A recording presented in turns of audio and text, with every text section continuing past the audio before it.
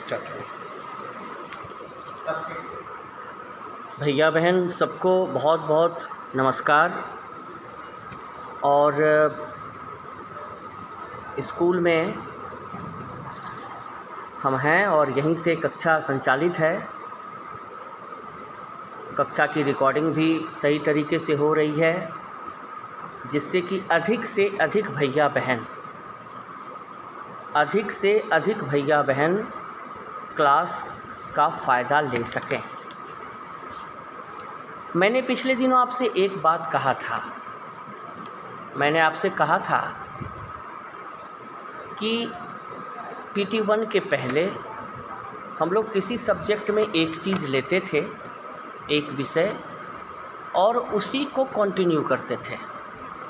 लेकिन अब जो नया इंस्ट्रक्शन दिया गया है उसके अनुसार जिस दिन जो विषय है उसी विषय की पढ़ाई होगी। तो भैया बहन रूटीन में आज सिविक्स था और हम लोगों ने सिविक्स चुना। चूँकि आप सभी भैया बहन जो रेगुलर क्लास करते हैं बड़े अटेंटिव भैया बहन हैं, पढ़ाई से बहुत ज़्यादा इन्वॉल्व रहते हैं, इसलिए उनको ये सारी बातें क्लैरिफाई करनी ज़रूरी थी। आज पढ़ाई गई चीज़ों को, यानी इलेक्टोरल पॉलिटिक्स, चुनावी राजनीति को हम लोग देखेंगे।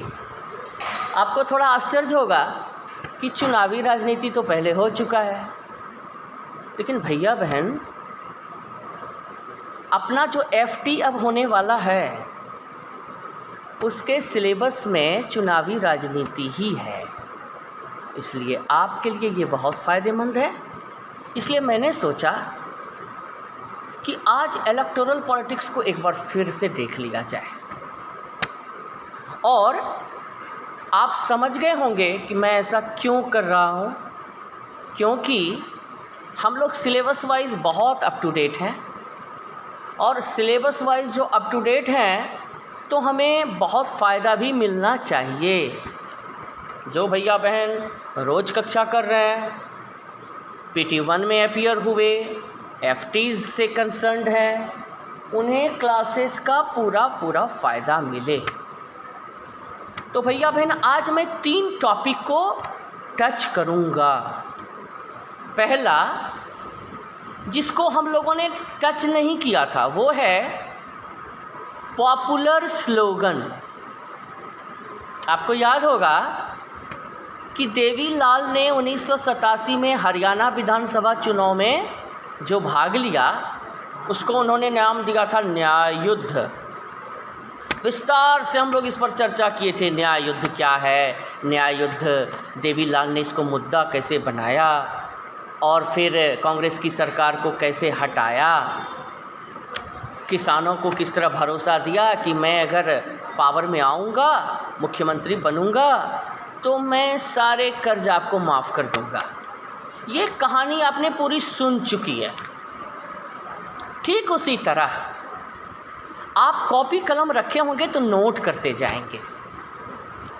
1971 में इंदिरा गांधी ने कांग्रेस से विभाजन के बाद खुद के दम पर सत्ता संभाला और उन्होंने नारा दिया गरीबी हटाओ का। तो आप कोट करके इसको लिख लेंगे भैया बहन। 1971 में 1971 में इंदिरा गांधी ने गरीबी हटाओ का नारा देकर लोकसभा का चुनाव जीता। इस गरीबी हटाओ को इन्वर्टेड कॉमा में आप कर देंगे। भैया बहन इसी तरह और भी नारे आए हैं, और उस नारे में मैं एक एक करके उसको बताऊंगा आपको। उस नारे में एक नारा और था, और वो था 1977 में लोकतंत्र बचाओ। हम सबको पता है कि 1977 में पहली गैर कांग्रेसी सरकार आई। भैया बहन आज़ादी के बाद से लगातार कांग्रेस ही शासन कर रही थी, लेकिन 1977 में मोरारजी देसाई आए, जनता पार्टी के नेता बने, जनता पार्टी एक नई पार्टी बनी और 1977 में पहली गैर कांग्रेसी शासन की स्थापना हुई। तो भैया बहन 1977 में जनता पार्टी ने जो स्लोगन दिया, जो नारा दिया, उसे भी नोट कर लेंगे आप। 1900 लिखेंगे आप, मैं धीरे धीरे बोल रहा हूँ। 1977 में जनता पार्टी ने लोकतंत्र बचाओ का नारा दिया। अब यहाँ भी लोकतंत्र बचाओ को आप इन्वर्टेड कॉमा में लिखेंगे। एग्जामिनेशन में क्वेश्चन आएगा भैया बहन, गरीबी हटाओ का नारा किसने दिया, गरीबी हटाओ का नारा कब दिया गया, सेव डेमोक्रेसी, लोकतंत्र बचाओ का नारा कब दिया गया। इस तरह से आपको प्रश्न पूछे जाएंगे। इसीलिए मैंने इस छूटे हुए पहलू को आपके सामने आज रखना उचित समझा। भैया बहन नेक्स्ट 1977 में वेस्ट बंगाल में, यानी अभी का जो बंगाल है जहाँ की ममता बनर्जी चीफ मिनिस्टर हैं, आपको सब पता है कि ममता बनर्जी ने 25-23 साल तक लगातार कम्युनिस्ट की सरकार को हटाकर सत्ता पाया था।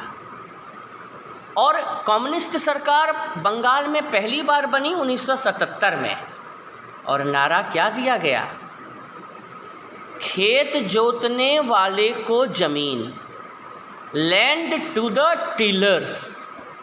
आप फिर ये नारा लिख लीजिए, मैं धीरे धीरे बोल रहा हूँ। तीसरा नारा 1977 में बंगाल में, 1977 में बंगाल में कम्युनिस्ट पार्टी ने land to the tillers, LAND, land to the tillers, TILLERS, tillers का मतलब होता है भैया बहन जोतना। अब हिंदी में लिख लेंगे आप, लैंड टू द टीलर्स को इन्वर्टेड कॉमा में लिख लेंगे और बगल में लिखेंगे खेत जोतने वाले को जमीन। मैं फिर से एक बार बोल रहा हूँ, खेत जोतने वाले को जमीन। ये नारा 1977 में बंगाल विधानसभा चुनाव में दिया गया। भैया बहन एक और नारे की बात हम करेंगे, और वो नारा है protect the self respect of the तेलुगुज।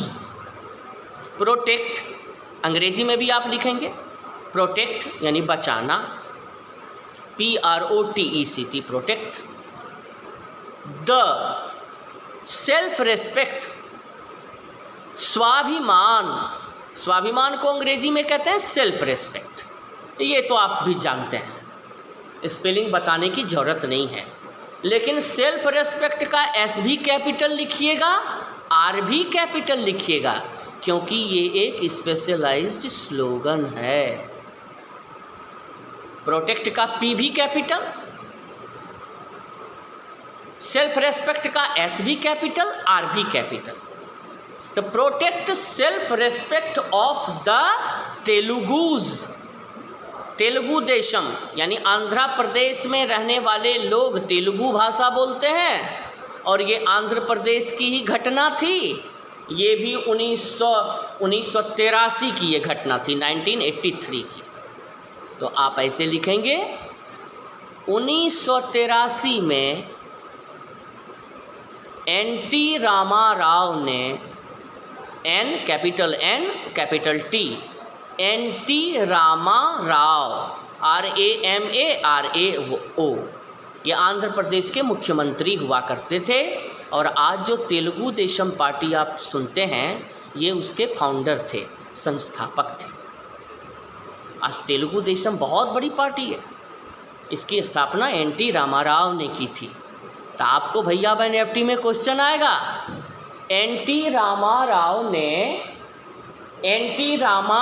ने कौन सी पार्टी की स्थापना की? एनटी रामाराव ने तेलुगु देशम पार्टी की स्थापना की और नारा क्या दिया? तेलुगु स्वाभिमान की रक्षा। अब हिंदी में उसको स्लोगन को बोल रहे हैं, protect to the self respect of Telugus को हिंदी में बोल रहे हैं तेलुगु स्वाभिमान की रक्षा। भैया बहन, ये तेलुगु स्वाभिमान की रक्षा ये एनटी रामाराव ने नारा दिया, 1983 में दिया, आंध्र प्रदेश में दिया और उन्होंने वहाँ पर विधानसभा जीता, विधानसभा का चुनाव जीता और एनटी रामाराव 1983 में आंध्र प्रदेश के मुख्यमंत्री भी बने। आज जो चंद्रबाबू नायडू जो आंध्र प्रदेश के मुख्यमंत्री हुआ करते थे वो उन्हीं की पार्टी के हैं। तो भैया बहन, ये कुछ स्लोगन जिसने भारतीय चुनाव प्रणाली को प्रभावित करने का काम किया उसकी बातें मैंने बताई। आपको इसमें कहीं कोई दुविधा नहीं होनी चाहिए। फिर से मैं एक बार बता रहा हूँ, ये 4 नारा की बात अभी मैंने की। 1971 में इंदिरा गांधी द्वारा गरीबी हटाओ का नारा, 1977 में जनता पार्टी के द्वारा लोकतंत्र बचाओ का नारा, कम्युनिस्ट पार्टी द्वारा बंगाल चुनाव में खेत जोतने वाले को ज़मीन का नारा, लैंड टू द टिलर्स का नारा और अंत में 1983 में एनटी रामाराव द्वारा तेलुगु स्वाभिमान की रक्षा का नारा। अब एक और क्वेश्चन जिसको हम लोग पढ़ तो चुके हैं उस समय, लेकिन क्वेश्चंस बार बार आएंगे, वो है भैया बहन, चुनाव आयोग जो चुनाव की घोषणा करती है, चुनाव आयोग मैंने विस्तार से बताया था आपको, वो जो घोषणा करती है वो घोषणा करती है किस चीज़ का? वो घोषणा करती है आदर्श चुनाव संहिता। मैंने आपको बताया मॉडल कोड ऑफ कंडक्ट, इसको लिख लेंगे आप कॉपी में। चुनाव आयोग चुनाव की घोषणा करती है और जैसे ही चुनाव की घोषणा करती है पूरे देश में और राज्य में, अगर विधानसभा का चुनाव हो रहा है तो राज्य में, अगर लोकसभा का चुनाव हो रहा है तो पूरे देश में आदर्श चुनाव संहिता लागू हो जाता है ऑटोमेटिक। जिस दिन से चुनाव की घोषणा हुई कि फलां राज्य में चुनाव होगा फलां तारीख से, बस वहाँ चुनाव संहिता लागू हो जाती है। इसको कहते हैं कोड ऑफ कंडक्ट, विस्तार में बोलते हैं मॉडल कोड ऑफ कंडक्ट। ये मॉडल कोड ऑफ कंडक्ट क्या है? मॉडल कोड ऑफ कंडक्ट है, इसमें 3 बातें आती हैं। मॉडल कोड ऑफ कंडक्ट में 3 बातें आती हैं। पहला जो बात आती है वो है खर्च करने की सीमा। भैया बहन इसे नोट कर लेंगे। विधानसभा चुनाव में यानी एमएलए का इलेक्शन लड़ने के लिए कितना एक उम्मीदवार खर्च कर सकता है, लोकसभा का चुनाव लड़ने के लिए एक एमपी यानी मेंबर ऑफ पार्लियामेंट कितना खर्च कर सकता है। पहले ये सीमा विधानसभा के लिए 10 लाख थी और विधानसभा के लिए 10 लाख थी और लोकसभा के लिए 25 लाख थी, लेकिन अब ये बदल गया है। अब एमएलए का चुनाव लड़ने के लिए यानी विधानसभा का चुनाव लड़ने के लिए एक उम्मीदवार 20 लाख तक खर्च कर सकता है और लोकसभा का चुनाव लड़ने के लिए एक उम्मीदवार 50 लाख रुपीस तक खर्च कर सकता है। तो खर्च की सीमा का निर्धारण भी चुनाव आयोग करती है और वह यह आचार संहिता के अंदर आता है। भैया बहन, दूसरा,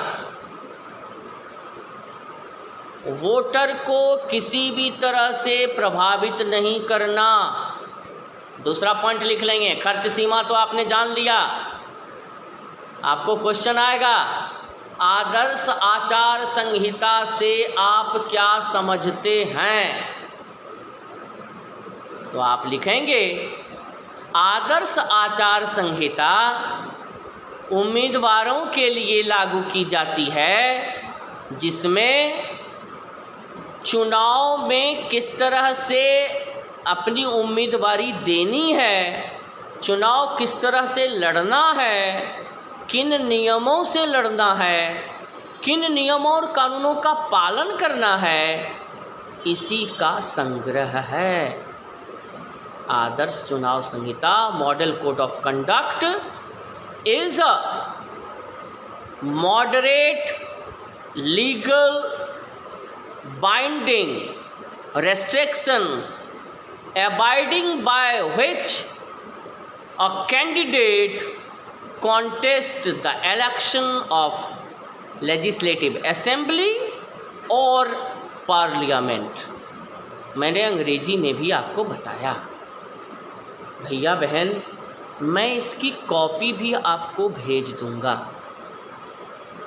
CW के क्लास में मैं एक छाया चित्र आपको स्लोगन का और आदर्श आचार संहिता का, हालांकि ये अंग्रेजी में मैं भेजूंगा, लेकिन मैं अभी हिंदी रूपांतरण बता रहा हूँ कि इसमें क्या क्या चीज़ें हैं। इसलिए अंग्रेजी वाले भैया को थोड़ा प्रॉब्लम होगा, क्योंकि मैं ज़्यादा से ज़्यादा शॉर्ट क्लास का ड्यूरेशन कम है। मैं हिंदी में बोलूं कि अंग्रेजी में बोलूं, कभी कभी हिंदी में भी बोलता हूं, कभी कभी अंग्रेजी में भी, लेकिन आज मैं मैक्सिमम हिंदी में बोल रहा हूं और अंग्रेजी में वो लिखित रूप में आपको भेज दूंगा।